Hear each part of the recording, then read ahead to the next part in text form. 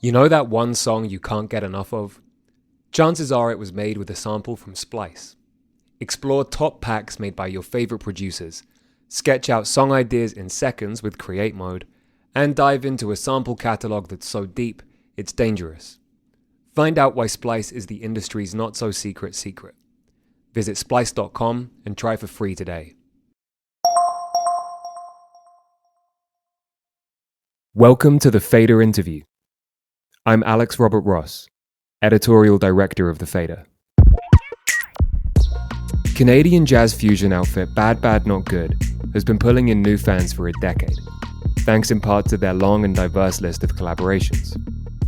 From Ghostface Killer, Tyler the Creator, and Charlotte Day Wilson, to Kendrick Lamar and Kate Renata, the band is adept at seamlessly maneuvering between indie, lo-fi hip-hop, soul, and electronica, bending to each genre's whims while still keeping their jazz sensibilities close at hand. On their latest album, Talk Memory, they effectively return to their roots, swapping out their melded multi-genre approach for a more streamlined traditional jazz sound. This time, working alongside musicians like Therese Martin, Laraji, harpist Brandy Younger, and the famed Brazilian composer Arthur Verocai, they've ditched the vocal collaborations that defined much of their earlier work, and the spontaneity of their sound comes through that much more clearly as a result. Before the album's release, The Fader's Sajae Elder spoke with Badbadnotgood's Chester Hansen and Alex Sowinski about recovering from burnout and working with their heroes. I was just kind of wondering, it's been 5 years since the last album, so this is a bit of a loaded question, but how have things been? Things have been really, really good. Obviously, different experiences, highs and lows, going through everything from, 5 years ago onward. But individually and as a group, I think there's been a lot of changes, a lot of new perspectives and experiences that have kind of taught us and encouraged us to try to go deeper and kind of be a bit more connected, to ourselves and to each other as individuals, and even the world. Look at our friends and family and extended community and kind of see where that's all going. So at this stage, 5 years, later from the last record, that's kind of where at least my heart and brain is trying to sit with and trying to stay balanced and in line with. Yeah, for sure. Obviously, I want to talk about the new album, Talk Memory. And I'm just wondering, the last couple of years have obviously been kind of a shit show, but did the pandemic, did that make creating this album any harder? Not in the logistical way, but where your headspace was at. Did it change your relationship with creating it all? I think early on, maybe it was the first few months of when this started happening was a lot of ups and downs, like Alex was saying. But, after a few months, I feel like we settled into a flow of just having a lot of Zoom meetings and going back and forth about what shape the album should take and what we should do. And I guess having all that time helped in a way, because we were able to work with some amazing people. We got 9 music videos made with a variety of different creators and directors, and we collaborated with the amazing art team Alaska on the artwork and visual direction. So yeah, there was a lot of positives to, I guess, having that much time, and people were very receptive to collaborating via email because that's kind of all you could do. So getting the beautiful string arrangements and getting harp from Brandy Younger and Laraji's part on zither, and everything was very smooth in that way. Mm-hmm. You guys essentially said that making it reinvigorated you as a band. I feel like that sounds like you're a little bit burned out, maybe. Yeah, definitely. We had toured the last record quite a bit, and our former bandmate Maddie, he was kind of unhealthy and not really feeling in a good space to tour and do those kind of high exhaustion experiences. So we had already started to tour with a different keyboard player, and that kind of I guess sparked the fire for a little bit of new creativity live, and kind of enjoy someone else's kind of personality and style and creative expression in our setting, because keys has been quite a big element in terms of holding down all the harmony and soloing and a flavor and a voice. So that period changing a lot kind of gave us a bit of new juice to like, oh, okay, like this is really fun live. Now we have someone else to listen to and converse with and play and improvise with, which was really fun. But then we kind of exhausted that too, because it was just becoming more of a touring thing and less about of a studio and creative thing, because we would tour a lot, go home and be tired and need some space and kind of restoration period from each other and what was going on. And then eventually that exhausted itself out. So everything was kind of like a little bit tired. So we needed a bit of break time, and kind of Maddie then left our band and wanted to move on to do his own solo work and kind of his own music career in his own respects. So Chester, Leland, and I kind of had to do a lot of like picking up in terms of the three of us in our space and find where we were feeling creatively and how we could support each other and get a new spark under the old band here. Right. Like not having that live element these last little bit, like did that also affect how the album came together? Because I feel like that's such an important part of what you guys do is the performance aspect. Yeah, I mean, right before we recorded the album, we were kind of planning a whole new live show and working on performing a bunch of that music live. And so to have everything just get shut down like that was a bit of a bummer. But like I said, then all we had to focus on was the album. So I think that by necessity, we came up with a lot of cool ideas related to that. So yeah, it was good in the end. Yeah, for sure. And yeah, I think you mentioned that the album, the bulk of the work that you guys did was before the pandemic happened. Yeah, we kind of almost went through like a rephase of our band and our kind of world prior to the pandemic, which I guess timeline wise was interesting, because then we actually finished recording. We were trying to do a lot of different types of recordings, do collaborations with vocalists, and also work on this jazz instrumental record. And the reason to do that was when we're making instrumental music, we have all the control of it. We can finish a song, we can layer up and kind of keep flowing with it and get to a place where we're like, okay, this feels like a really great piece of music. Maybe there's a couple of things that need to be added, but the song is there, we're into it, we're happy. So in a way, realizing what we were doing, vocal collabs, touring instrumentally, it kind of was a thesis of understanding what we can do to keep finding our voice, keep finding creativity and idea and expression from our new perspectives of life, and also do the things we love the most, which is making all different types of music, whether we're just helping write a song for someone else who's providing a story and melody, or we're doing those things in our own respects with minus a voice. With that being said about like the touring and probably how stressful it was getting, I'm assuming that you guys are excited to go back on the road, excuse me, with this new album. But tell me what would be different this time? I guess the difference would be all the new music, but also I think we're kind of working on like a new visual direction for the show. Don't want to reveal too much, but it's going to be pretty exciting. And yeah, I think just like a new refreshed perspective on music in general, it's going to add a lot, hopefully, to what we do live. And also now that we've had time and this music's released, I think we actually started to almost rehearse the music prior to the pandemic even starting, and none of it was released. So when I remember just recently feeling like, oh, the way we would have played it then would have been like, well, no one's really heard this, so it's kind of a non-existent thing. But now that it's actually out there and people have heard the music, I think there's a bit more of like a language and kind of connection that I understand that is more necessary to make in the music, and not just like play it kind of abstract and free form, but give it like what it exists as, but also make sure that it's still feeling healthy and there is ways to kind of make new paths and directions. And I think improvising, we never like replay a solo note for note or anything like that. So having the improvised sections always be brand new, I think will create a lot of like fun and fire, and really excited to hear how that goes, because it's always a unique chance to hear something awesome happen out of thin air if the energy is right. Yeah, and I actually wanted to ask about that because this album, you guys went back to your, I guess, like obviously very jazzy instrumental roots, whereas your previous albums, like you were mentioning before, like not having vocalists on this project and not having to wait, and kind of how that added to the process, and it felt super free and loose, if that makes sense. Like how much of that was improvised along the way? Well, we had quite a bit of the pieces worked out in advance, but I think one of our goals was to just have a lot of space within that structure to improvise, just like really see where we could go without leaning on like such a strong thing like a vocalist or a rapper on top of the music. It wasn't really like we were trying to exclude like that element of it. It was just like, oh, let's really focus on what we do, which is play instruments. And sort of by necessity, we had to do a bunch of stuff. Like Leland and I played a lot of the keyboards, so that was a really fun challenge. We had some very free moments, I guess, like the song Open Channels is almost entirely like improvised, but there's a good mix of sort of like pre-written things and improv.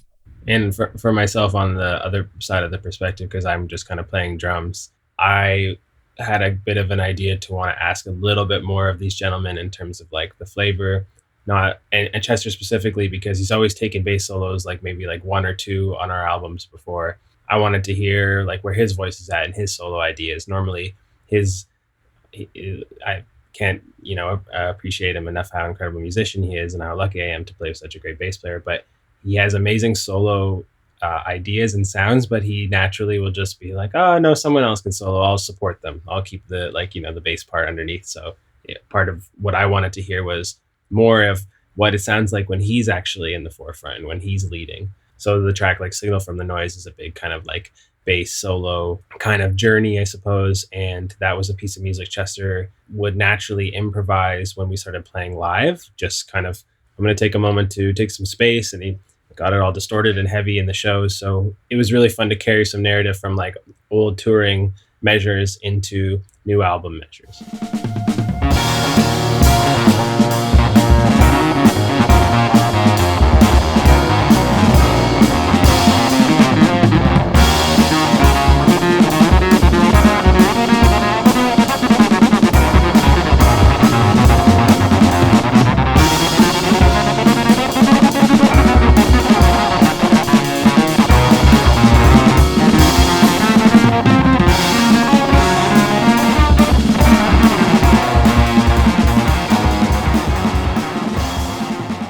What did you learn about yourselves as musicians during that whole process?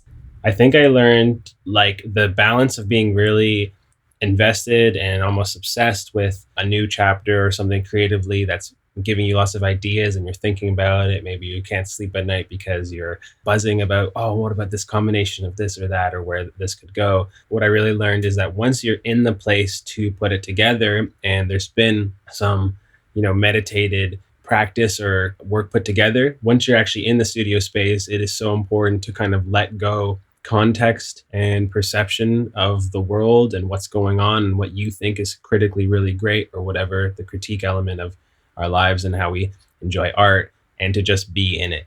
And if it feels good and if it's resonating and something's happening that's exciting for you, whether it's on any spectrum of the emotional state, whether it's super energetic and happy or it's really sad and moody, it's just so important to be in the moment rather than coming from a place prior to with our band maybe where we would kind of like judge it and feel uncomfortable, like whether it was good enough because of the music we liked. So just learning to separate that, I think, was really, really fun. And I learned a lot through that experience.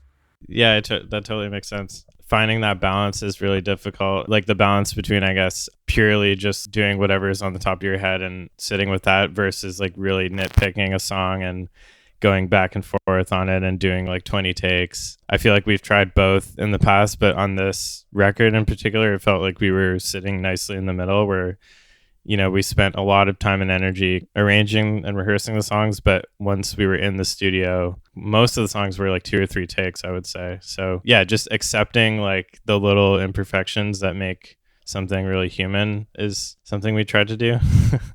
I want to talk about the collaborations on that record as well. So on over half of the songs, pretty much, you worked with Arthur Versailles, and you've basically all said that, his self-titled album changed your lives. So what was it like working with someone that like you're so deeply inspired by? And like, tell me a little bit about him, because I wasn't familiar with him previous to this. So he's a Brazilian composer, arranger, musician. So I guess, back in the day, well, he actually told us, because we got to interview him, which was really cool because we were just curious to know more about his experience and what his musical journey brought, because we really, really appreciate how prolific and his amazing work and his skill. He was an engineer prior to becoming a musician, but I guess his sister was taking guitar lessons. So he was working as an engineer and wanted to get into music. So he switched careers and went like full steam into being a writer, composer, and guitar player. Fast forward, he made this album in 1972 after doing lots of work for other people and being able to get his own opportunity to make his own record the exact way he wanted it. And it's just this amazing fusion of Brazilian samba, jazz, psych rock, and almost funk music at the same time. And his signature sound is big orchestration. So on that record, I think he had 12 violins playing, lots of flutes. I don't know if clarinets, but like woodwinds of all kinds and brass, and just amazing jazz solos and kind of freak out sections amongst these really beautiful pieces. And I think when you hear a record front to back that just like keeps you engaged and excited and captivated, no matter the tempo or the energy of the piece, like that's a very exciting thing to experience. And that record definitely does that, I think, for myself and my bandmates. So he's this amazing dude, made this fabulous music. And when you hear the work he's worked on, not only his own, it's like insanely good. So to work with someone like that, and he's in his 70s now, we got to play a show with him in Brazil and play that album because he started to want to tour it again. Never got a chance to tour that album when it came out. It's a huge long story. Sorry, I'm ranting here, but I'll let Chester take over.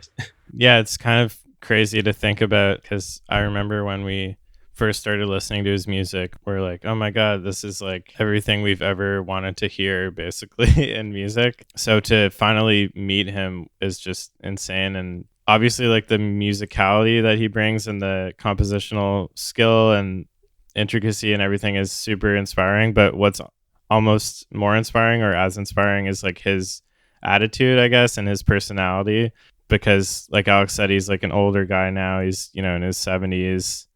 But he probably has more energy than all of us combined, and he's so like excited about music to this day. Like he's been working with a lot of new artists like recently. I'm very honored that he's a part of our project and that we have got to meet him and get to know him a little bit.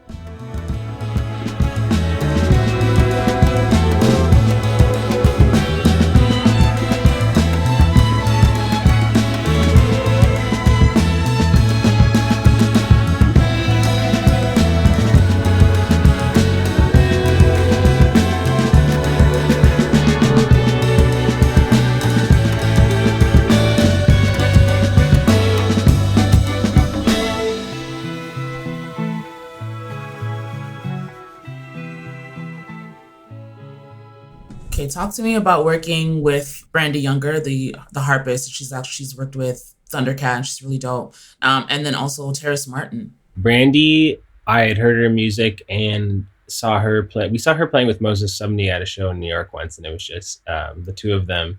And Moses is a powerful spirit of a whole different.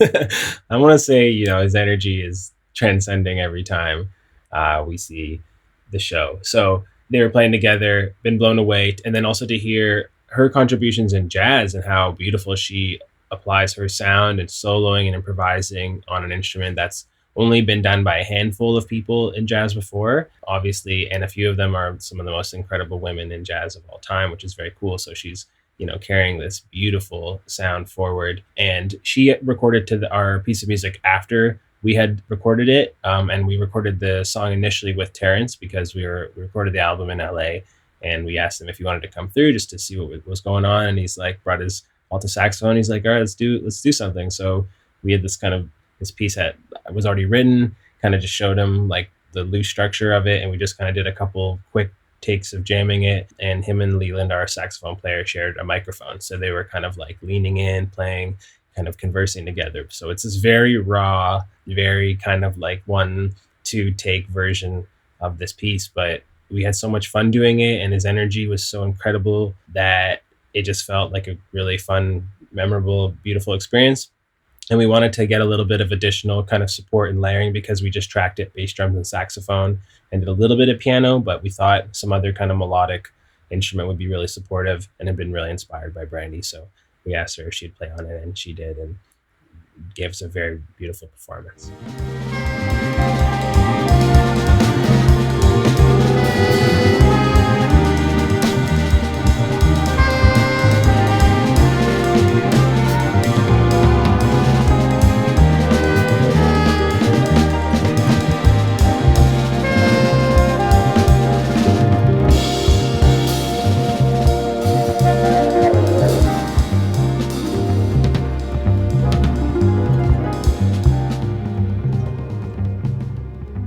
it's obvious from the music that you make that you guys are fans of so many different kinds of music. So I'm just curious what you guys were listening to while you were in the process of making this record.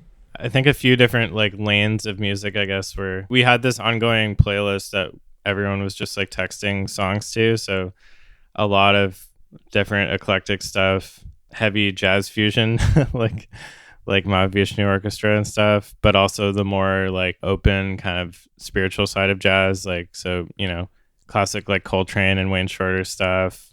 We're very fortunate. The gentleman who ended up booking our first ever performance and show, he's actually our band manager. He is a DJ and record collector for years, so he was showing us some amazing like house tunes and some different psych rock we've never heard.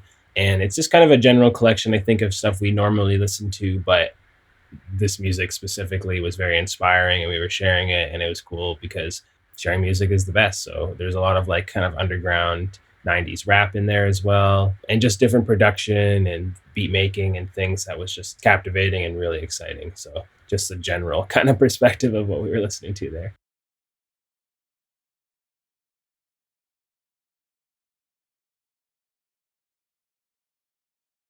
Kind of going back to an earlier comment, obviously with this album having no vocalists on it and being fully instrumental, walk me through if there's like a story that you're telling, you know, with each of the pieces. I guess the initial kind of like thesis and like kind of processing of what we were hoping to make and what I was feeling inspired by was just trying to tell a different story, a bit more honest story. And the way we tried to do that was with the approach. So we had written all the music, not recorded it, and it had no relationship to any kind of demos or anything like that. It was all just on the phone and in the brain. And we wanted to also make a lot of the pieces of music kind of flow and connect together. So we were thinking about how if one song ends in this key or on this chord, you know, the next one we're writing, where does that go? So that was kind of a fun way to like think about trying to take ourselves and hopefully someone who would listen to this later on a journey and just try new approaches and new challenges and use our voices differently and listen differently, hopefully better, and just kind of through that world. So pulling from as many different sources, I guess, of our experiences as we can, whether it was improvising at a live show or wanting to challenge the kind of creative writing world that we have been working in for a while now. It's funny because like it can be difficult, I guess, for me personally to think about like the meaning or like the intention behind the music until we actually do it.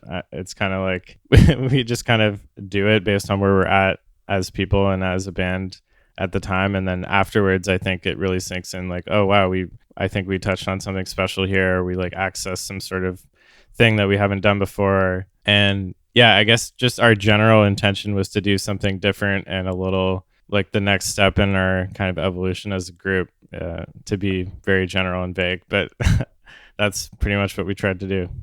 I feel like so many people end up getting introduced to you through your collaborations. Like I feel like your work sits in all these different worlds and they're pulled into yours, you know, via these artists. But what's like your dream collaboration that you haven't been able to do yet? Andre 3000. Oh my gosh, yes, that would be so fire.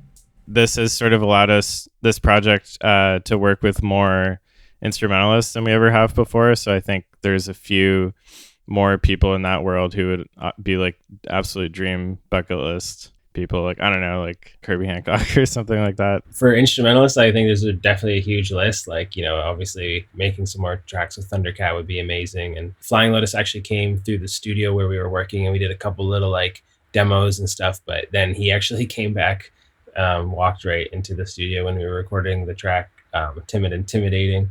And he's a big hero of all of ours for someone who's really progressed this kind of like beat culture in LA to almost this freeform avant-garde jazz world. And so all the Brain Feeder, Kamasi, all these beautiful artists that have kind of come through there are just so incredible. And even I think they're doing some stuff with Herbie Hancock and stuff like that. So I don't know, all those people, and someone even like Emmanuel Wilkins, an incredible sax player, I think based out of New York. His music is like phenomenal. Or like a Tyler the Creator or Stevie Wonder or something like that would be a bucket list, I suppose. Big bucket list.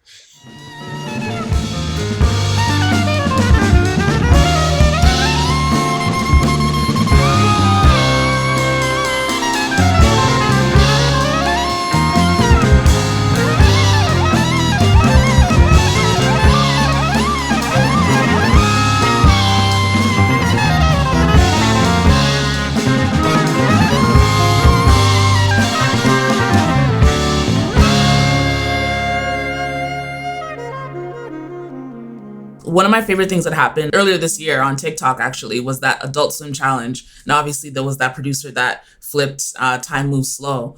And like, was it weird for this older song of yours to like resurface in that way? It was hilarious. Yeah. I was like vaguely familiar with TikTok, but to have all these people texting me like, hey, your song is on TikTok, it was super crazy. But, you know, a welcome thing. It's like, I feel like it introduced a bunch of people to our music. And there was also a lot of people that were like, this cool band from the 60s and 70s is trending on TikTok right now. I think initially it made us feel really old because we're like, I don't really, like, someone had sent me this like kind of early as it started bubbling. And I was like, I honestly don't understand what's going on. I don't really know what like TikTok trends are. I still don't really use TikTok. It's just not like a thing that I'm that active on or at all. But after I kind of let it take some time to understand it and just like let it exist and be like, okay, this is something that's not actually I am aware of, but is kind of charging a lot of young people and creatives to have fun and, you know, use media in a totally new way. And when I kind of actually accepted that and was like, okay, this is actually really cool because people are engaging and living life and enjoying themselves and making art, which is in a unique new way. I thought it was actually really cool. And we just recently met Vano 3000 in LA last week, which is really cool because he was just a really nice, fun human being, and you could kind of see that's where this idea came from. So I noticed that like in other interviews, you guys kind of like shy away from genre in a way. Like you guys play with so many different ones, but like you shy away from like placing yourselves in any particular category. And like I said, with this album, like it's very, very much rooted in jazz, like more so than probably your previous work. So do you guys still feel that way in terms of like feeling like, you know, labels and genres are limiting in that way? I think there's been a bit more growth into understand, you know, what a label and a genre isn't necessarily like something to be afraid of. But then also more recently, I've only learned that jazz is actually a term that a lot of like Black jazz musicians weren't very fond of, because I think they felt it was like this kind of like white label that was put on by these label bosses and things like that. So they like to call it like Black jazz music or American jazz because that's where jazz is from. So if we have to be very like political and more thoughtful about it, I guess we play American jazz music. But I think that when we were coming up, going to a jazz program, jazz school, you always felt like you're like years behind, you're notches below, because you're learning from these like very well-versed kind of length career, billions of hours of practice musicians. And I think that us being uncomfortable with genres kind of came from not being comfortable as like people and as musicians trying to play. And as we started this band and started to do something that was taking interest on the internet, even though we aren't necessarily masters of our instrument, I guess like the feeling became a bit more about ego rather than like understanding, because we're like, well, people are liking what we're doing on the internet, but the teachers think we're shit musicians or whatever. So not necessarily shit, but like, you know, you're still a student. So I guess like as the years have gone on, it's been more of a space of just understanding that it is just like, it's a label to understand, like, I suppose where the music comes from, where the history comes from.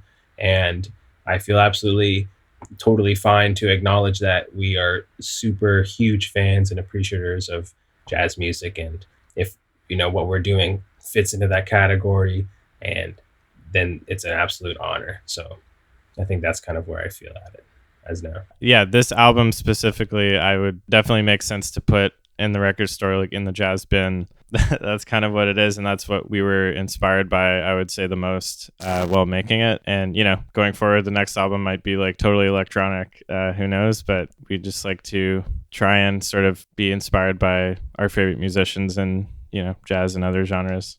Alex said something interesting in that, like, almost kind of feeling like intimidated by, you know, your teachers, and like it's a genre that has so much precedence and history, whereas like, you know, pop is a little bit more, it's newer. There's other genres that are newer where there's not really a script in that kind of same way. But so like, do you still feel kind of like on the outside, on the fringe in a way of, you know, what the jazz world is? I would say we've been very like welcomed by quite a few people in that world. Like just going back to Terrace Martin and Kareem Riggins, like for this album, those are both some of the top musicians in the world at this point. They just kind of came in and were very seemingly liked what we were doing, and had a good time playing with us. So that's all the affirmation that I need personally, because it was a really special experience. Yeah, and I think that it kind of comes back to the feeling that music is music, and emotion and energy and sound can come from anything. And the label of it is one thing to categorize it in your streaming service or your record store, but at the same time, as soon as you listen to whatever you're picking up or putting on, there's a spirit there. So like we've been really fortunate to meet some really legendary producers like Madlib and stuff like that, and I feel like genre doesn't exist for that gentleman because he just makes music all the time. So he'll categorize it as something that we can digest and understand. I heard an interview that he's like, I have 5 industrial albums, ready to go, and that sounds fabulous and it's very cool and interesting. Or he'll do like freeform jazz, improvised music, or tons of beats and rap and hip hop music. But I think that someone like him, for example, is a jazz musician in the sense of how adaptable and how free spirited and kind of consistently reinventive and creative he is. So I think that the label and and genres, I don't think they're harmful. I think that it's all about what your ear tells you when you get to it. So we're really appreciative to just be really excited to improvise and play music and write music together. And where it's taken us is also something we're extremely grateful for. What do you want people to take away from this album? I mean, hopefully it gives people some positive listening experiences, whether they're at home or in the car or just whatever they might be doing. And hopefully it's the kind of album where someone hears it and they want to show it to their friends, because that's kind of all we do, is just like show music to each other and different inspiration, different things to each other, like films or books or whatever it is. So yeah, that would be my wish.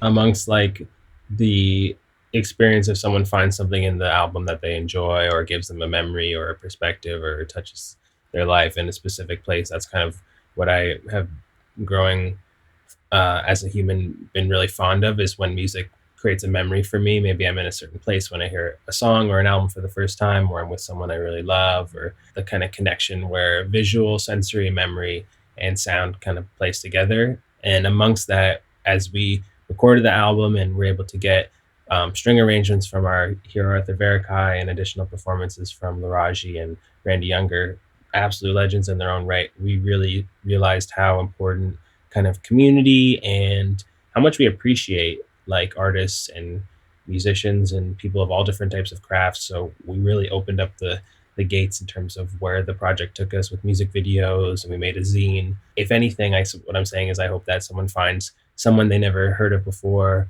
and taps into other artistry, and we get to share more of the incredible creators of our time.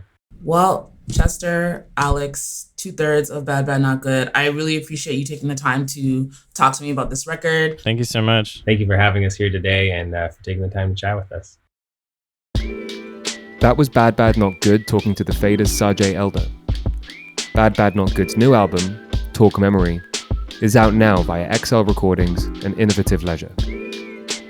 Our engineer is Tony Giambroni, and our associate producer is Salvatore Macchi. We'd like to thank Loughton Audio for providing our microphones. You can find them online at lautenaudio.com. And we'd like to thank James Ivey for providing our intro music. Remember to follow The Fader Interview wherever you listen to podcasts, and keep an eye on thefader.com for essential music news, interviews, and essays. We'll be back next week with another episode of The Fader Interview. Goodbye until then.